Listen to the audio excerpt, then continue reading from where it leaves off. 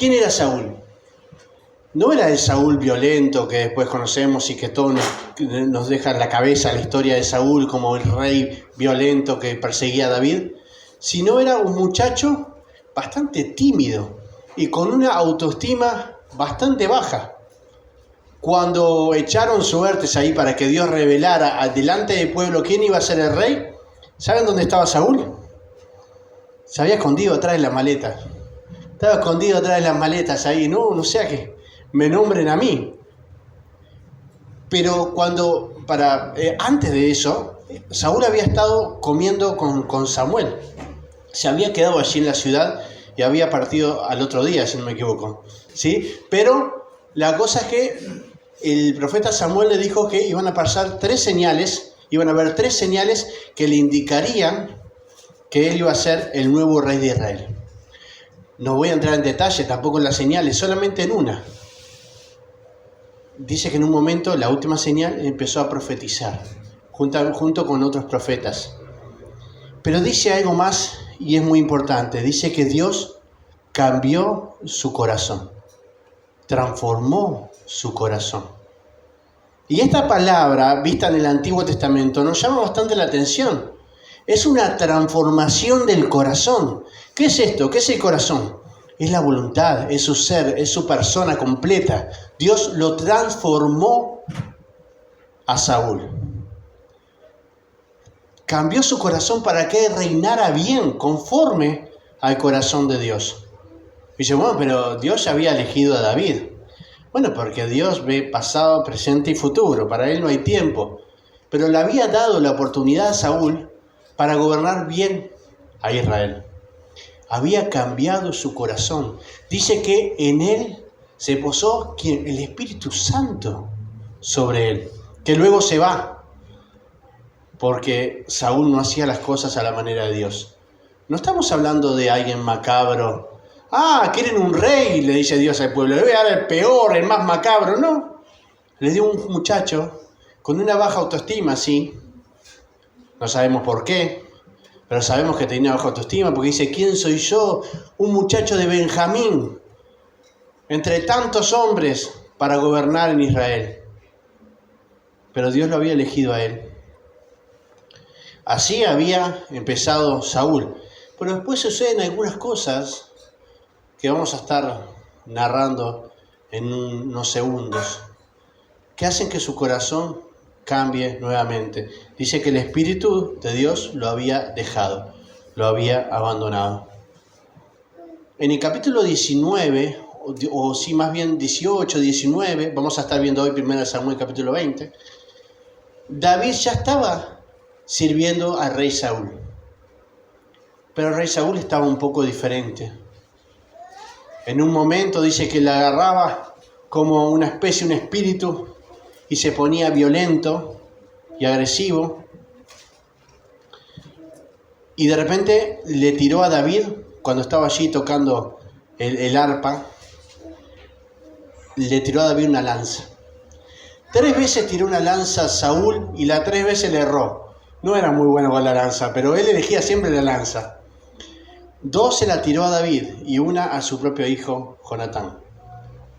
Le tiró una lanza en una habitación y le erró, y después le tiró otra y le erró. Y David tuvo que huir porque Saúl lo iba a matar.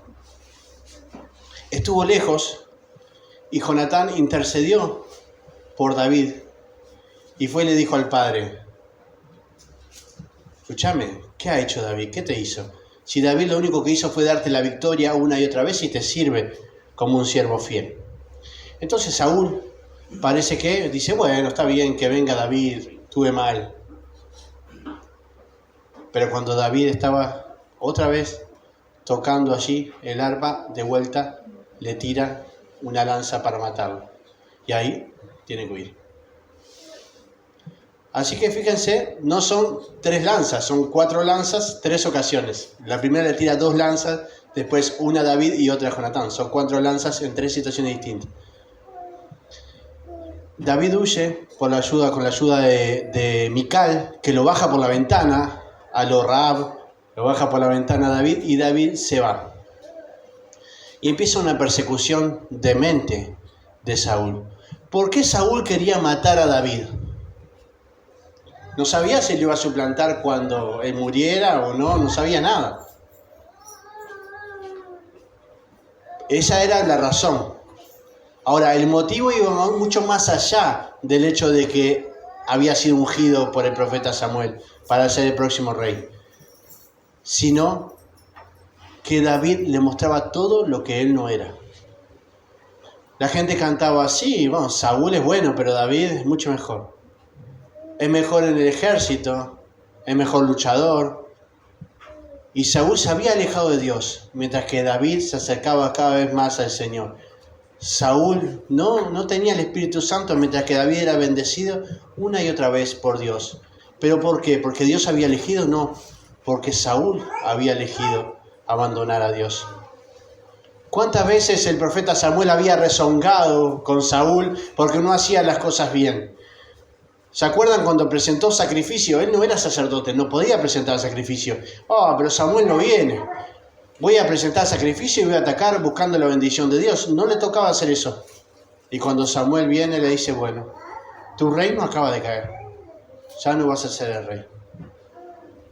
Pero él seguía insistiendo y su corazón se empezó a endurecer. Y esa baja autoestima, ¿sí?, pasó a ser, también con baja autoestima, se transformó en un gobierno narcisista, en un gobierno depredador, de decir, ¿saben qué? Si yo me considero que estoy acá y todos los demás están arriba mío, lo que voy a hacer es bajar a todos los demás por debajo de mí. Y así me siento más importante. No voy a hacer ni medio esfuerzo para hacer las cosas bien. Voy a hacer que todos se reduzcan a la mínima expresión. Y David molestaba en ese sentido. David era demasiado bueno en lo que hacía. Cuando volvió, dice que cuando volvió con el perdón de Saúl, un perdón que no entendemos porque no había una razón, dice que David va a la batalla y vence a los filisteos y los hace huir y viene victorioso. Y es así como Saúl vuelve a enojarse con David. ¿Era la unción lo que le molestaba a Saúl? No. Era David. Eran sus victorias. Era el aplauso de los demás. Tenía la autoestima tan baja que no soportaba que a otro le fuera bien. Entonces empieza la persecución. Y ahí encontramos el versículo 20 que vamos a estar viendo hoy. Dice, después huyó David de Naiot de Ramá y fue a decirle a Jonatán, ¿qué he hecho yo? ¿Cuál es mi maldad? ¿O cuál mi pecado contra tu padre para que busque mi muerte? ¿Y por qué dice después huyó David de Naiot? ¿Saben que Naiot no era una ciudad, o por lo menos se cree que no era una ciudad? Naiot era una escuela de profetas, ¿sí?, que quedaba en la ciudad de Ramá. El director de esa escuela de profetas era Samuel, justamente. Uno dice, bueno, pero ¿cómo una escuela de profetas? Bueno, lo que hacían era alabanza, oración, adoración. Estaban en un lugar todos los profetas juntos, los aprendices de profetas también que había, y allí buscaban de Dios todos juntos. Era un lugar espiritual, ¿sí? Entonces David había huido con Samuel hacia ese lugar, hacia Naiot, hacia esa academia de profetas, si se quiere, ¿no? O seminario, algo así como un seminario de profetas. Saben que Saúl había mandado a ejércitos, diferentes ejércitos, esto lo vemos en el capítulo anterior, y todos terminaban profetizando con los profetas y no matando a David. Entonces dijo Saúl, voy a ir yo mismo. Y fue él mismo hasta Naiot, y ustedes saben cómo terminó Saúl ese día, desnudo, todo un día profetizando delante de Dios. ¿Y por qué? ¿Porque él quería? No, porque allí había un soberano, que es sobre todos los soberanos de la tierra, y el que manda es él. Si venís a mandar acá, vas a profetizar desnudo toda una noche. ¿Verdad que hay gente que parece espiritual? Que hace todo lo espiritual y hasta puede profetizar. Hasta te puede dar un mensaje de parte de Dios. Eso no significa siempre que su corazón está donde Dios quiere. Y tenemos que tener cuidado con esto. Porque pensamos porque alguien nos puede decir algo o revelar algo de nuestras vidas o dar un consejo bueno o verlo como espiritual, no significa siempre que su corazón está con el Señor. Dios es soberano sobre todos y Él hace lo que quiere con quien quiere. Puede agarrar a un burro y hacerlo hablar y darle una lección a Balaam. Él hace lo que quiere con quien quiere porque Él es soberano. Así que tengamos cuidado muchas veces en poner toda nuestra confianza en los hombres. Nuestra confianza tiene que estar puesta en el Señor de los hombres, en el soberano de soberanos, en Dios Todopoderoso, no en los hombres, por más espirituales que parezcan o por más que nos hayan revelado lo que sea. ¿Sí? Fíjense que Saúl profetizó desnudo todo un día, parecía una cosa fantástica, ¿no? Era el hombre más espiritual del reino. Sin embargo, no, su corazón estaba totalmente desprovisto de Dios. Cuando estaba con Samuel, ¿qué decía él? Le decía a Samuel, no, Samuel, lo que pasa es que tu Dios, el Dios de Samuel, ¿cómo tu Dios, el Dios de Samuel? Es que Dios había dejado ser el Dios de Saúl. Ahora el Dios era el Dios de Samuel. Sin embargo, Dios hace con nosotros lo que Él quiere. No quita nuestro libre albedrío, pero nos puede hacer profetizar desnudo 24 horas si Él lo quiere hacer así. Entonces David aprovecha la situación y Samuel, yo me imagino a Samuel, no lo dice en las escrituras, ¿no? Pero me imagino a Samuel diciendo, che David, vos no te vas a transformar en sacerdote, ¿no? ¿Te acordás que yo fui y te ungí como el rey de Israel? ¿Qué haces acá en Nayot? Vos tenés que ir a ocupar tu trono, tenés que transitar tu camino como rey. Y eso tiene que ver con el ejército, tiene que ver con la política, no estando acá con sacerdotes cantando y orando todo el día. Este no es tu lugar. Además, fíjense a lo duro que estaba el corazón de Saúl, que cuando van a Nayot a buscar a David en el capítulo anterior, pregunta, ¿y dónde está Samuel? Estaba preparado para hacerle daño a Samuel. Y allí encontramos, bueno, que David aprovecha y se va de Nayot, aprovecha que ahí está Saúl bailando desnudo y se va a encontrarse con Jonatán. Jonatán estaba en la ciudad real. Es decir que David se expone totalmente, va hacia la cueva de los lobos. Saúl ya había dado un veredicto de que cualquiera que viera a David de sus soldados lo matara. Y David va a la cueva de los lobos a hablar con Jonatán, con su amigo. Son menos de 20 kilómetros desde Ramá hacia ese lugar, hacia la ciudad donde está el reino de Saúl.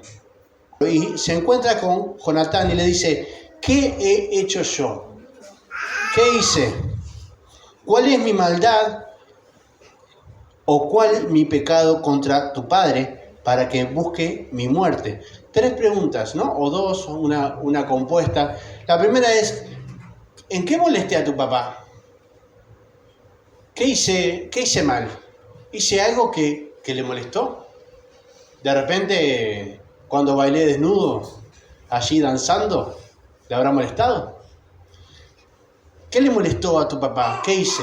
Pero después le hace otra pregunta. ¿Qué pecado cometí? Ya tiene que ver con un pecado, no con algo que le molestó, sino ¿cuál es mi maldad? ¿Qué pecado cometí?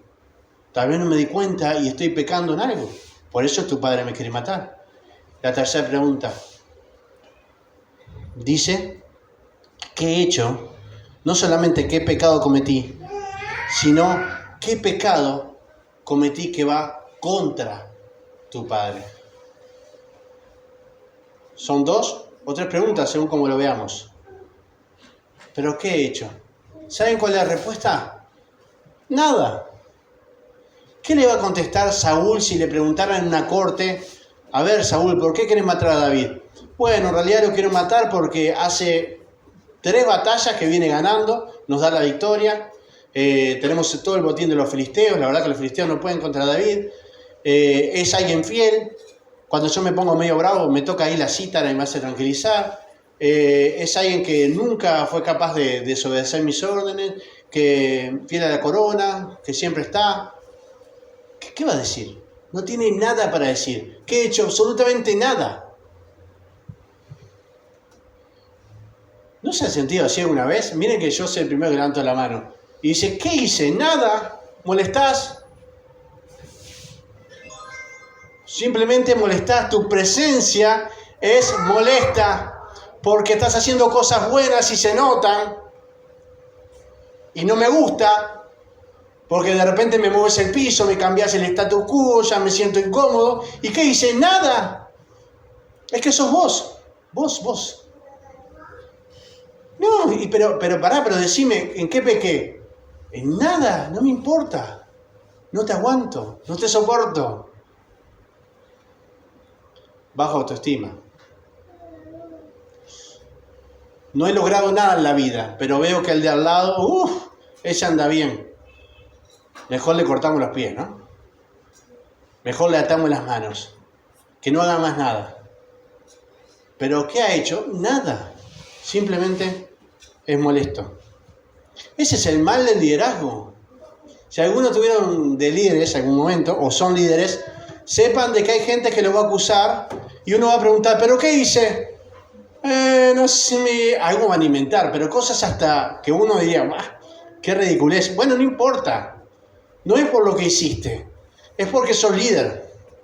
Y porque de repente podés hacer cosas y podés tomar decisiones que ellos no, o hay cosas que ellos prefieren hacer de otra manera. ¿Pero estoy haciendo algo mal? No. Nada. Simplemente no me caes bien. Hermanos, si vamos a hacer las cosas bien y vamos a avanzar y no nos vamos a quedar en nuestra zona de confort, sepan de que va a venir gente y nos va a tirar lanzas. Y nos van a querer enganchar con una lanza. Y uno va a preguntar, ¿pero qué hice? Nada. O mucho. A mí no me hiciste nada, pero estás haciendo mucho. No solamente al liderazgo, a cada uno nos va a pasar. Si queremos hacer algo bueno, sepa que hay gente con lanzas que nos están esperando. ¿Por qué? Porque ellos no son capaces de avanzar y se sienten mal. La baja autoestima lleva a la envidia inmediatamente. ¿Y entonces qué hay que hacer? ¿Hay que dejar de hacer las cosas? ¿Verdad que no? Miremos al soberano. Sobre todas las cosas, Él nos va a indicar si tenemos que seguir o tenemos que claudicar. Entonces allí está David, le dice, bueno, pero ¿qué hice?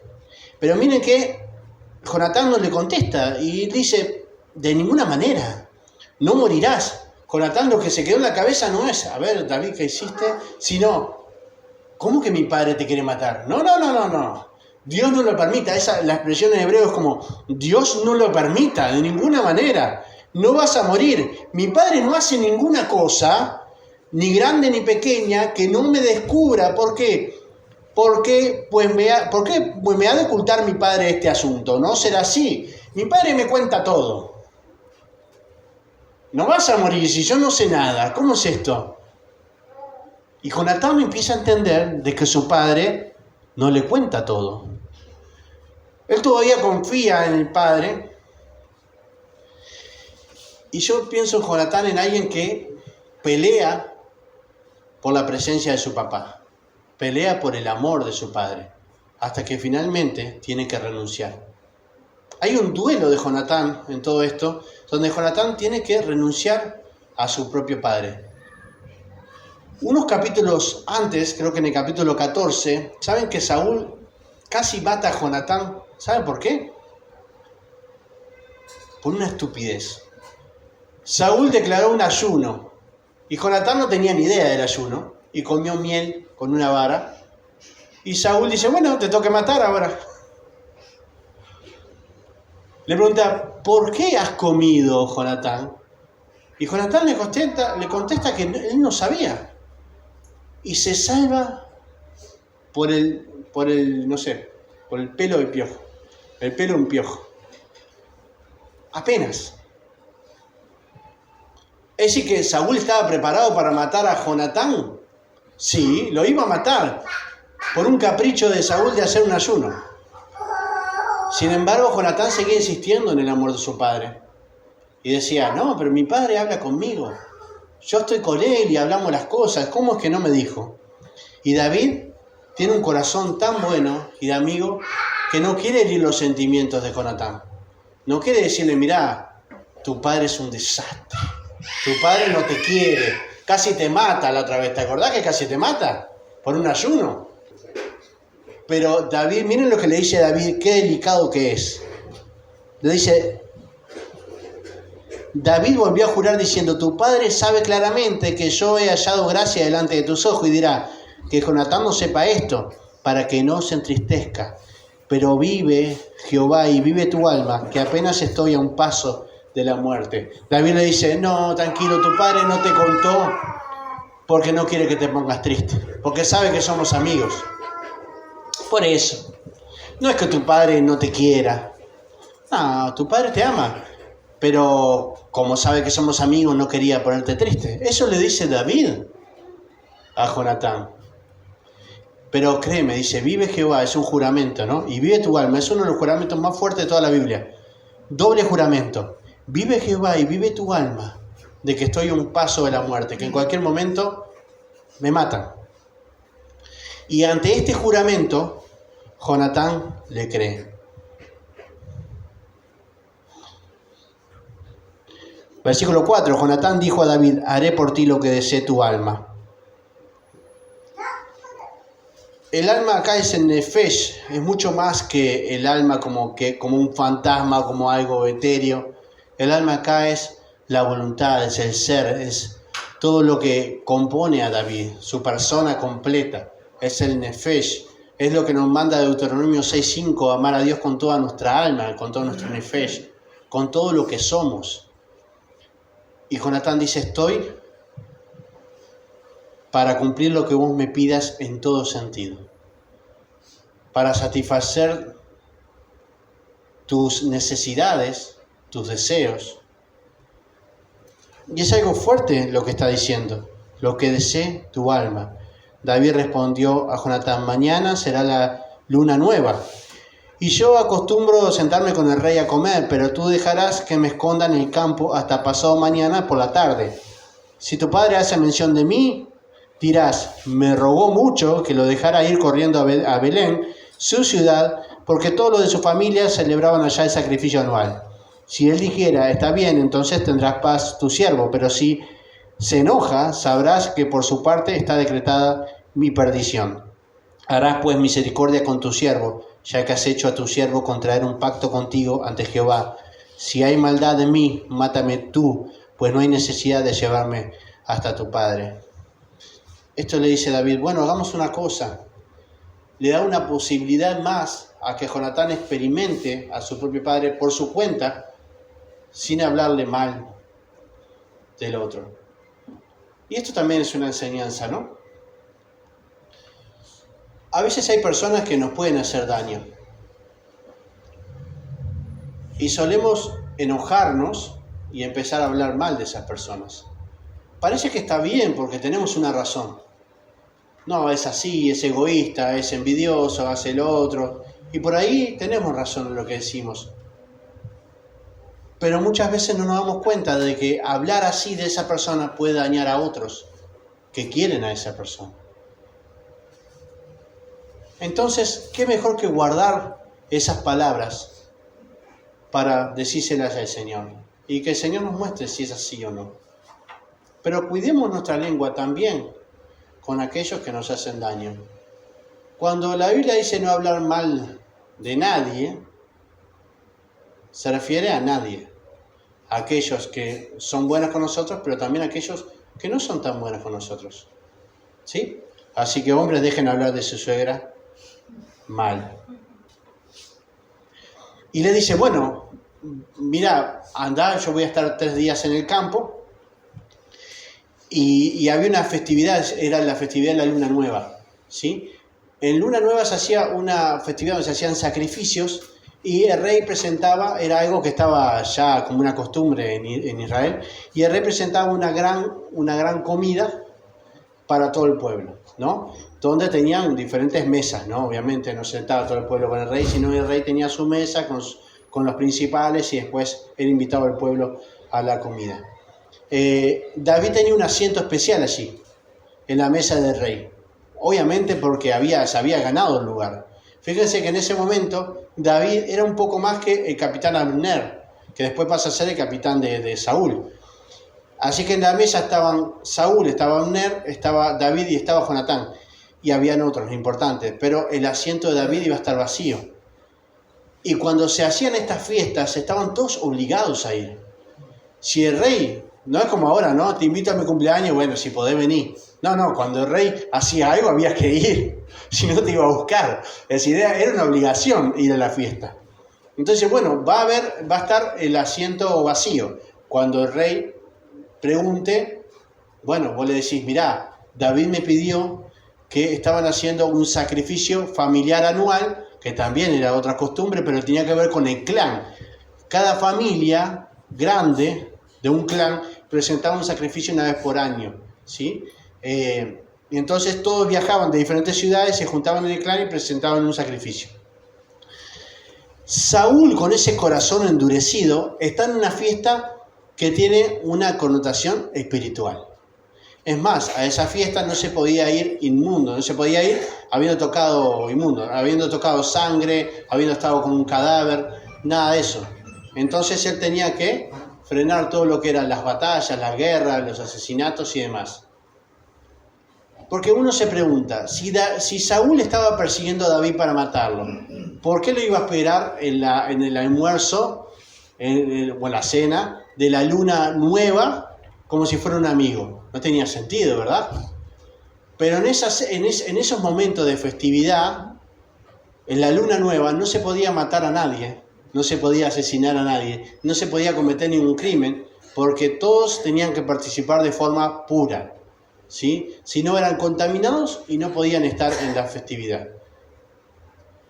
Entonces, Saúl, después de haber estado desnudo, profetizando un día entero, parece que ahora espera que David se acerque a esa cena. Pero David dice, me voy a quedar 3 días acá en el campo. El campo era un campo desértico, ¿no? Había unos lugares para pastar, pero estamos en una zona que hay mucho desierto, mucho calor, ¿sí? Donde hay muchas montañas y cuevas en la montaña, donde David después va a huir para ese lado y se va a esconder en las cuevas, en el desierto. Acá está cerca de la ciudad, un lugar donde hay más verde, pero no deja de ser desierto. Así que le dice, bueno, voy a estar 3 días por acá y vos, Jonatán, andá a la fiesta. Cuando tu padre te pregunte qué pasó, dile que me fui con mi familia a celebrar, a ver cómo reacciona. Saúl no tendría que haber reaccionado mal, que vamos a ver que reacciona mal, si David se iba con su familia, porque esas fiestas del clan anuales, esos sacrificios anuales, se respetaban a rajatabla. Era algo que Dios le pedía a las familias. Entonces Saúl se estaría metiendo con el Señor si le prohibía a David estar con su familia para poder presentar el sacrificio. David se queda 3 días en el campo, allí escondido, mientras que Jonatán va a la fiesta donde está su padre. No muy contento, no con cara de fiesta, sino a ver qué pasa con Saúl. En este capítulo vamos a ver muchos 3. Tenemos primero estos 3 días en el campo donde está David esperando. Le contesta Jonatán. Jonatán le dijo, nunca te suceda tal cosa, antes bien, si me entero que mi padre ha determinado hacerte mal, ¿no te avisaría yo? Dijo entonces David a Jonatán, ¿quién me avisará si tu padre te responde ásperamente? Jonatán dijo a David, ven, salgamos al campo. No se sabe dónde estaban, seguramente en una casa, y le invita a ir al campo. Pero David le pregunta, parece que está desconfiado, ¿no? ¿Y quién me va a avisar lo de tu padre? Pero no es una desconfianza con Jonatán. Es porque él piensa que si Saúl arresta a Jonatán porque descubre algo o simplemente lo mata, ¿quién le iba a avisar a David que Saúl estaba enojado? ¿No? Y que tenía que huir. Entonces esa es la pregunta de David. Y Jonatán le dice, ven, salgamos al campo. Y salieron ambos al campo. Entonces dijo Jonatán a David, Jehová, Dios de Israel, sea testigo. Cuando le haya preguntado a mi padre mañana a esta hora o pasado mañana si todo marcha bien para con David, entonces te lo haré saber. Pero si mi padre intenta hacerte mal, traiga Jehová sobre Jonatán el peor de los castigos. Si no, te lo hago saber para que te vayas en paz. Que Jehová esté contigo como estuvo con mi padre. Y esta declaración, si nosotros leemos el capítulo del principio, vemos a un Jonatán que va cambiando. El primer Jonatán niega. No puede ser. Mi padre no me comentó nada. No puede ser que te quiera matar. Dice, mi padre no es así. Él sabía, ya habían habido episodios así. Pero dice, no, me lo hubiera dicho, no, para nada. Después David le dice, no, mirá que es en serio, que estoy a un paso de la muerte. Y dice, bueno, está, entonces voy a hacerte el favor de tratar de avisarte si mi padre realmente te quiere matar. Y ahora le dice un juramento que si él no hace lo que le había dicho a David de suplir sus necesidades y avisarle si tiene que huir o si se tiene que quedar, que Dios sea testigo y que Dios se haga cargo, que le dé el peor de los males. ¿Cuál era el peor de los males? ¿Era la muerte? No. La muerte para algunos era hasta una solución. El peor de los males era perder su linaje, que nadie lo recordara o que le recordaran como aquel que atrapó al rey David o que engañó al rey David. Ese es el peor de los males. Que su descendencia fuera conocida como una descendencia que no siguió a Dios. Que Dios me castigue así. Que borre mi nombre del mapa. Ese era el peor de los males para los hebreos. Y hay un juramento y le dice, yo voy a estar contigo. Pero le dice algo más. Que Dios esté contigo. ¿Cómo? Como estuvo con mi padre. ¿Entendemos los verbos? Que Dios esté contigo ahora, como estuvo antes con mi padre. Es que Saúl estaba alejado de Dios. Saúl no estaba con Dios. Había estado, sí, lo había puesto como rey. Pero así como un día Dios levantó a mi padre y lo puso como rey, que Él ahora esté contigo. ¿Ustedes se dan cuenta que es el príncipe, el heredero al trono, el que está hablando? Está renunciando a la realeza. Y le está diciendo que Dios te acompañe para que seas rey. Es increíble esto, ¿eh? ¿A cuánto de nosotros podemos sacrificar por el bien del otro para hacer la voluntad de Dios? ¿Cuánto somos capaces de hacer y de renunciar para que otros puedan salir adelante si sabemos que es la voluntad de Dios?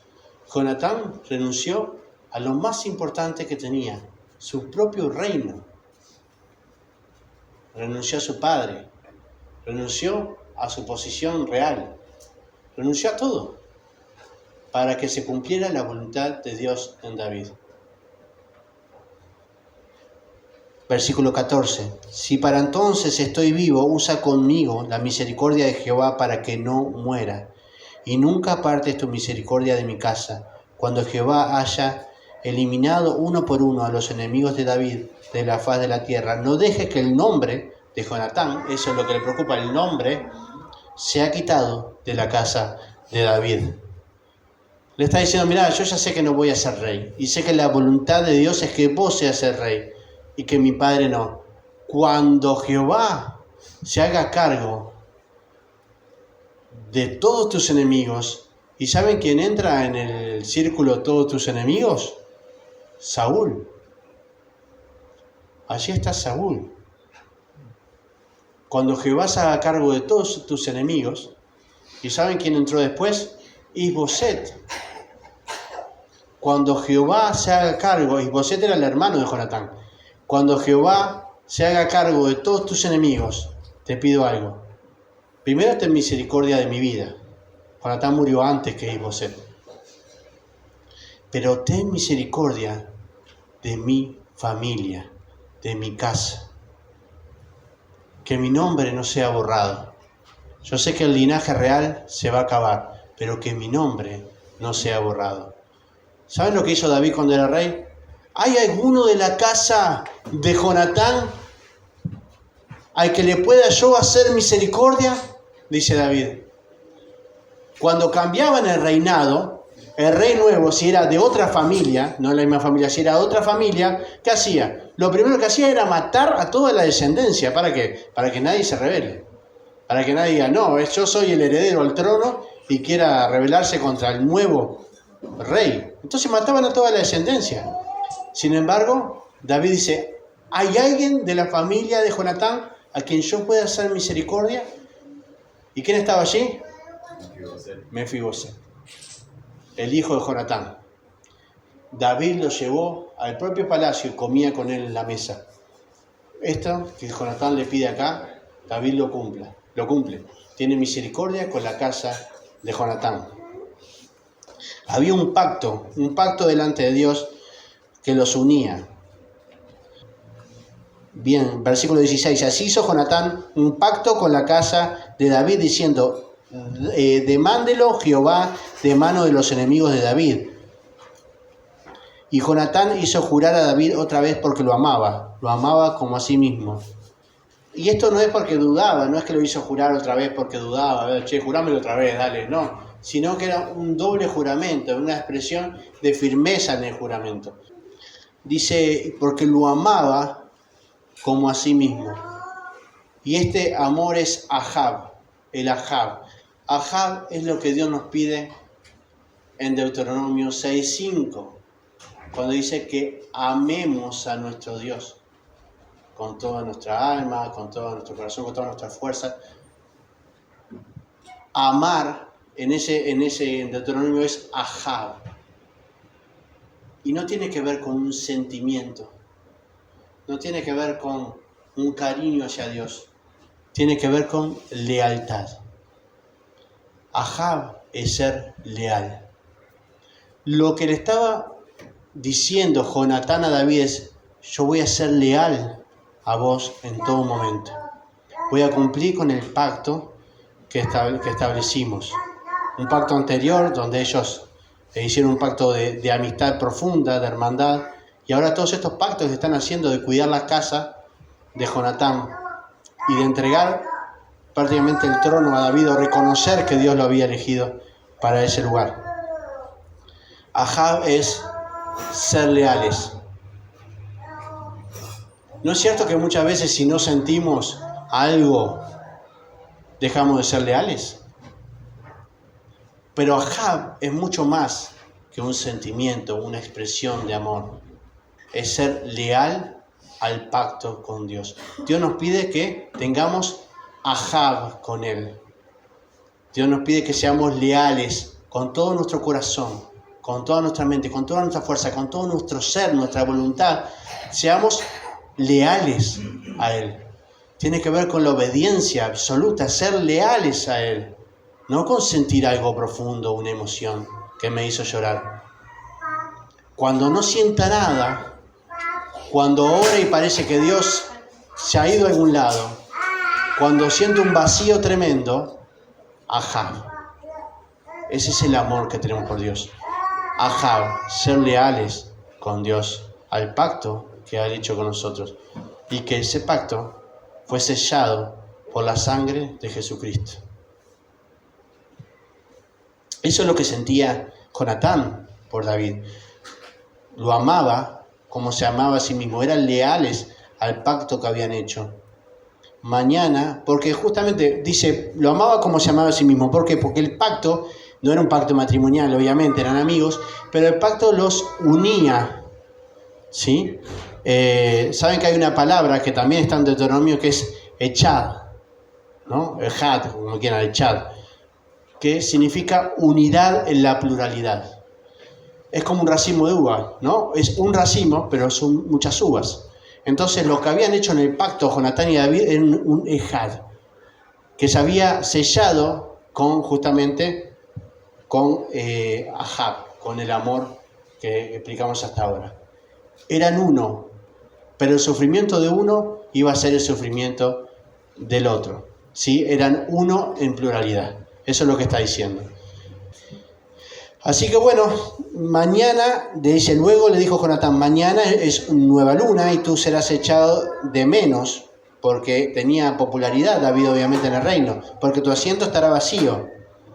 Estarás pues 3 días y luego descenderás y vendrás al lugar donde estabas escondido el día que ocurrió esto mismo. Y esperarás junto a la piedra de Sel, que era una piedra cercana allí. No se sabe bien qué significa Sel, así que hay como varias traducciones, así que no vamos a entrar en eso. Dice, yo tiraré tres flechas, otro 3, ¿no? Hasta 3 flechas hacia aquel lado, como ejercitándome el blanco. Luego enviaré al criado diciéndole, ve, busca las flechas. Si digo al criado, ahí están las flechas, más acá de ti, tómalas. Tú vendrás, porque todo va bien para ti y nada malo sucede. Vive Jehová. Pero si yo digo al muchacho, allí están las flechas, más allá de ti, vete, porque Jehová quiere que te vayas. En cuanto al asunto de que tú y yo hemos hablado de este Jehová entre nosotros dos para siempre.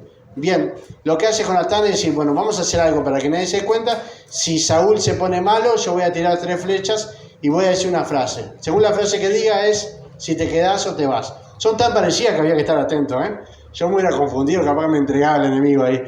No era el de allá, ¿cómo era? Y ahí marchábamos, ¿no?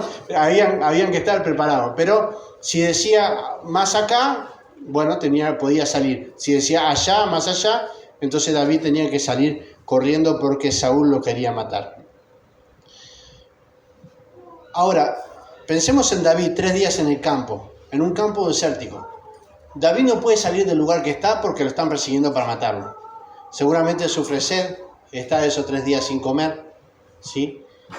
Y 3 días, saben que está estudiado, es un dato curioso, pero 3 días es lo que se maneja a nivel psicológico para que una emoción, saben que la diferencia entre sentimiento y emoción es que la emoción es fuerte y dura poco, y el sentimiento es algo más prolongado en el tiempo, ¿no? Que de repente se mantiene más, pero más prolongado y más suave, ¿sí? Entonces la emoción es como ¿viste? La pasión es una emoción, ¿no? O la ira. Entonces, las emociones, después de los 3 días, bajan. Si alguien, después de 3 días, con una emoción sostenida, no baja, bueno, es un problema más bien diferente, ¿no? Ya no es un problema de que tiene una emoción como la ira, sino que tiene un problema grave a nivel psicológico. Así, de esa manera se entiende si alguien realmente tiene problemas con la ira o ya es algo grave, ¿no? Entonces, espera David, eso no sabe, bueno, no creo que Jonatán y David sepan esto, pero se da la casualidad de que esperan 3 días a ver si el rey Saúl decide que David venga o sigue con esa ira y esa violencia contra él. Así que, bueno, Jonatán emprende viaje entonces a la fiesta de la luna nueva. Se escondió pues David en el campo y cuando llegó la luna nueva se sentó el rey a la mesa para comer. El rey se sentó en su silla como solía, en el asiento junto a la pared. Si estás junto a la pared es porque estás desconfiando un poco, ¿no? Es decir, cuidado, no sea que te apuñalen por atrás, ¿no? El mejor lugar es estar junto a la pared. Jonatán se levantó, se sentó a Abner al lado de Saúl y el lugar de David quedó vacío. Acá también tenemos a 3 sentados a la mesa. Tenemos a Saúl, a Abner y a Jonatán. ¿Saben que el número 3 para los hebreos es algo que está completo? Algo que se completa es el 3, ¿sí? Entonces David iba a estar 3 días en el campo, es el tiempo completo que iba a estar esperando para ver si en esos 3 días Saúl respondía de otra manera. También estaban 3 en la mesa y Saúl entendía de que él estaba completo, que no precisaba a David porque lo quería matar. Pero fíjense el detalle que dice, Jonatán se levantó. Y este es un detalle que rompe con el número 3. Hay 3 en la mesa, sí, pero Jonatán se levantó. Este versículo nadie lo entiende. ¿Cómo que Jonatán se levantó? ¿Para qué se levantó? ¿Para dejar lugar a Abner que quería pasar? ¿Se levantó para que se...? No, pero él estaba sentado. Y dice que se sentó Saúl y Abner y él se levantó. Rompió con el ciclo de 3. Lo que Saúl pensaba que era completo, Dios no lo veía así. Estas son cosas un poquito más en detalle, pero vemos el 3 muy seguido en este pasaje. 26. Pero aquel día Saúl no dijo nada porque pensaba, le habrá acontecido algo y no está limpio, de seguro no está purificado. Y capaz que peleó con alguien y dice, bueno, el primer día se lo perdono, dice Saúl, ¿no? ¿Cuál era la intención de Saúl? Que David fuera a la fiesta, no lo podían matar, pero sí lo podían encarcelar y matarlo después de la fiesta de la luna nueva, o simplemente podía pedirle a Doeg el edomita, que no era israelita, y él sí podía matar, no tenía que estar purificado. ¿Saben quién era Doeg el edomita? Era el tipo más sangriento que tuvo Saúl al lado.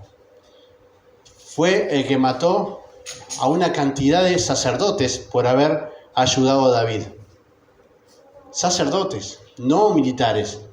Asesinó, liquidó toda una ciudad de sacerdotes porque habían ayudado a David, le habían dado comida.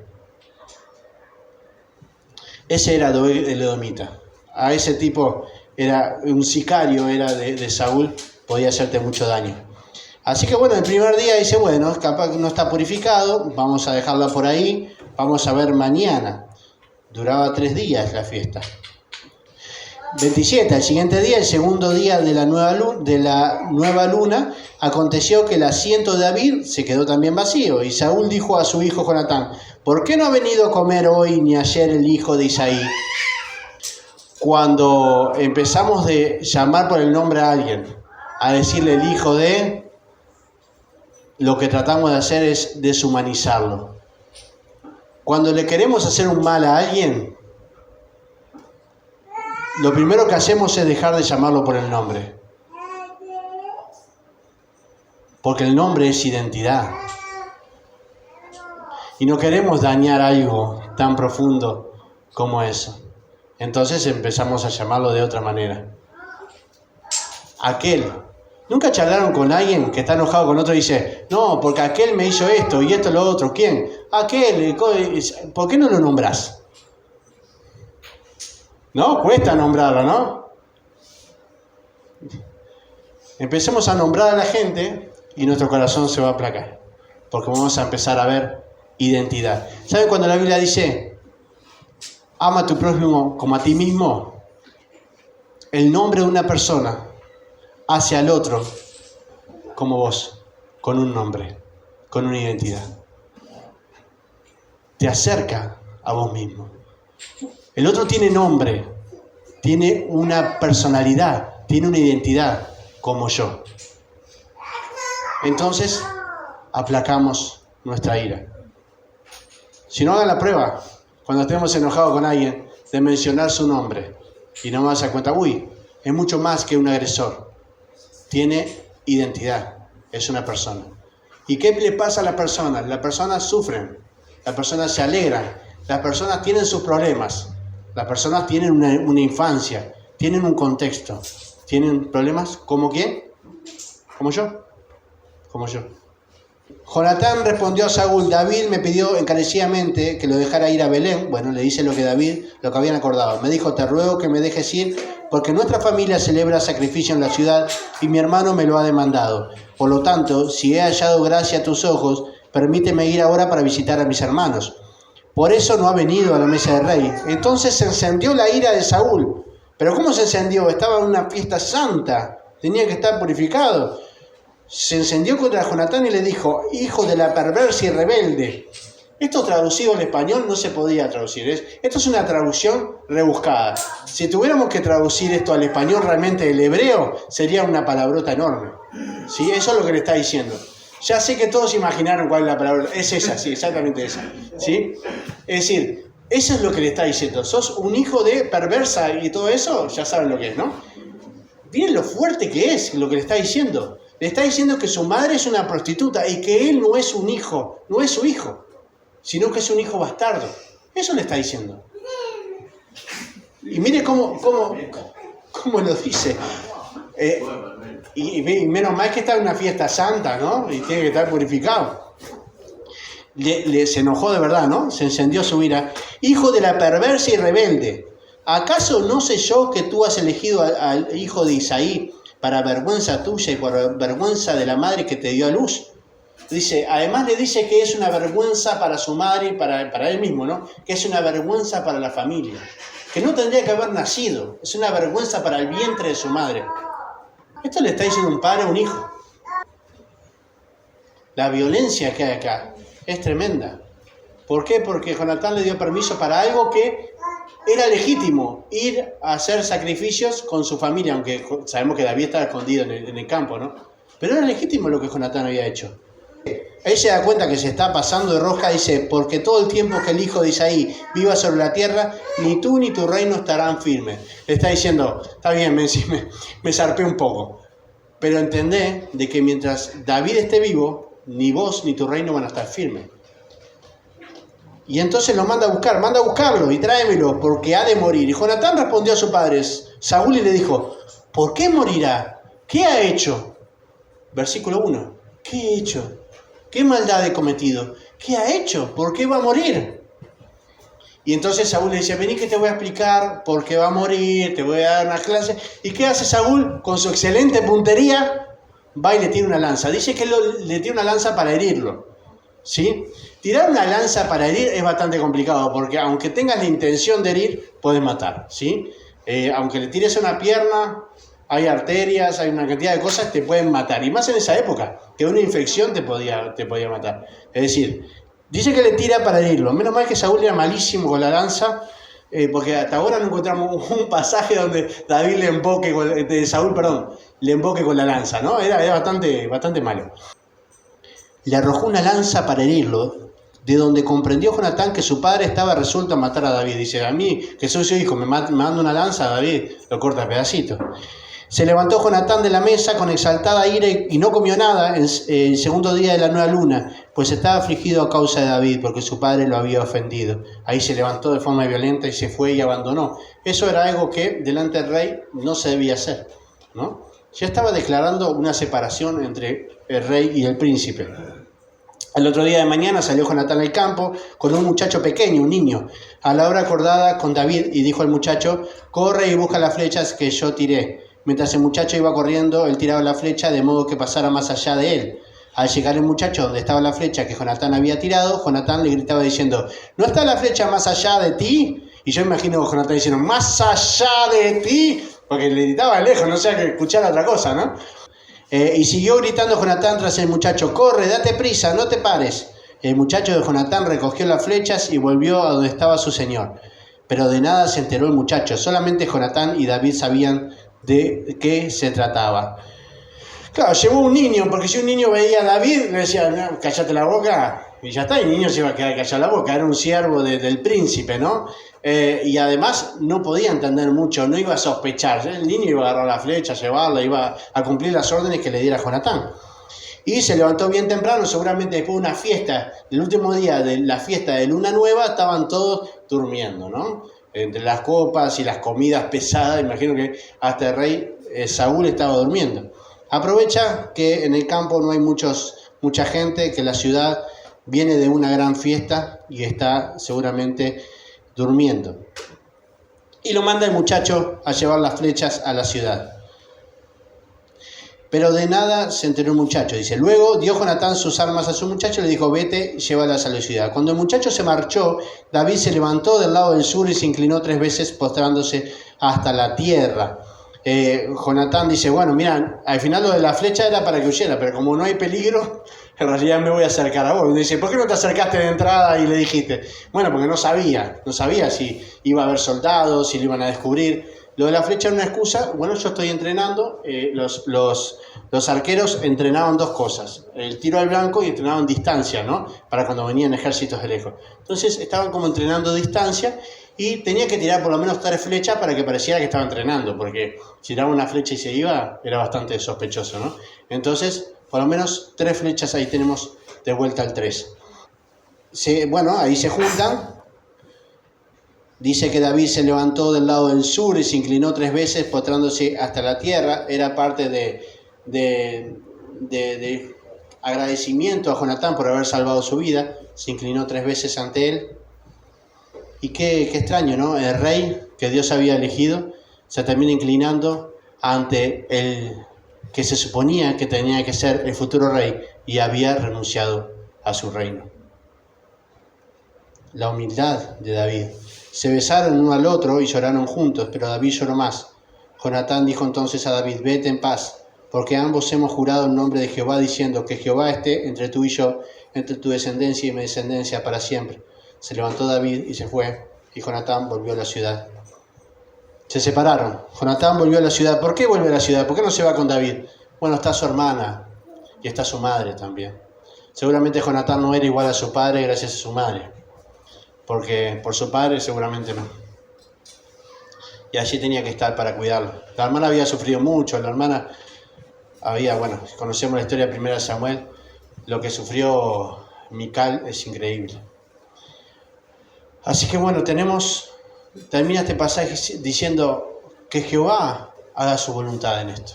David se va triste, llorando, Jonatán también, pero dice que David lloró más, porque sabía que ahora su vida iba a ser la de un fugitivo, escondiéndose una y otra vez por algo que ni siquiera entendía. ¿Qué hice? ¿Qué he hecho? Hermanos, concluimos con esto. Hagamos las cosas bien, como Dios nos pide. Y cuando nos quieran frenar con una lanza y no haya respuesta sincera o lógica que nos diga vos hiciste esto o lo otro, cuando la respuesta sea ridícula o busquen excusas para frenarnos, sigamos adelante. Cuando tengamos la tentación de tomar a esas personas y decirles cosas, insultarlas o hablar mal de ellas, callemos. Cuando pensemos en hacer un daño porque nos sentimos atacados, frenemos nuestras manos y digamos: dejemos que Dios haga su voluntad. Miren que a Moisés lo quisieron apedrear, lo quisieron de todo, Dios siempre respaldó su liderazgo. A cada uno de sus hijos que quieran hacer la voluntad de Dios y quieran avanzar y sigan el llamado de Dios y su voluntad, Dios va a estar para respaldarlos. Pero sepa que va a haber gente que no les va a gustar. Y es así. Afuera no, acá en la iglesia especialmente. Y después, afuera también. Hay gente que no les va a gustar. Van a haber cosas que vamos a hacer y no les van a gustar y nos van a querer tirar lanzas. Esquivemos la lanza y sigamos haciendo la voluntad de Dios. No podemos dejar contentos a todo el mundo. Hermanos, yo sé que esto parece un mensaje contrario, estar en paz con todo el mundo, pero en lo que podamos, pero no siempre se puede. No podemos dejar contentos a todos. Siempre va a haber gente que no le va a gustar lo que hagamos o nuestras decisiones. Lo importante es que estemos delante de Dios y sepamos si es o no la voluntad de Dios. Y si es la voluntad de Dios, sigamos, avancemos. ¿Por qué? Porque Dios va a hacer su voluntad tarde o temprano. Si no es si no es para nosotros, será para nuestros hijos. Pero tenemos que hacer lo que nos corresponde a nosotros. Seguir sirviendo al Señor, amar a nuestro prójimo, no hablar mal de nadie, pero no frenarnos por la voluntad de otras personas. Sigamos adelante, no frenemos, no paremos. Si tenemos que estar cautivos, si tenemos que estar en cueva por cueva huyendo, hagámoslo. Porque Dios un día, así como David lo levantó como rey, Él nos va a respaldar para que hagamos siempre su voluntad. Oramos. Señor, gracias por tu palabra, gracias por este mensaje. Ayúdanos a ser valientes. No hubo hijo tuyo que quiera hacer tu voluntad y siempre estar en tu obra y haciendo todo lo que tú le mandas que no haya sido criticado o que no haya habido personas que lo quieran frenar. Seguramente si no lo hemos pasado, lo pasaremos, Señor. Cada vez que queremos avanzar hay personas que no les gusta por alguna razón y nos tiran alguna lanza que otra. Pero Señor, no las juzgamos, sabemos que son como nosotros, que tienen una personalidad como nosotros, que tienen una identidad. No sabemos por qué hacen esas cosas muchas veces, pero lo que entendemos es que tu voluntad no puede dejar de hacerse. Y Señor, si tenemos paz delante de ti y sabemos que es tu voluntad, ayúdanos a seguir avanzando, más allá de las cosas que puedan pasar, más allá de que tengamos que renunciar a una cantidad de cosas. Señor, si una vez fuimos transformados por ti, te pedimos que sigamos transformándonos a tu imagen, que no te abandonemos, que hoy día, Señor, hay tantos cristianos que hace tantos años que están en la iglesia y sin embargo han dejado de ser transformados y se han puesto en el lugar de Saúl. Señor, realmente te pedimos que no sea nuestro caso, que podamos avanzar siempre haciendo tu voluntad, amando a los hermanos, no hablando mal del otro, Señor, perdonando y sabiendo de que tú, Señor, eres el que nos dará la victoria finalmente. Tú respaldas a tus hijos cuando quieren hacer tu voluntad. Gracias te damos en nombre de Cristo Jesús. Amén.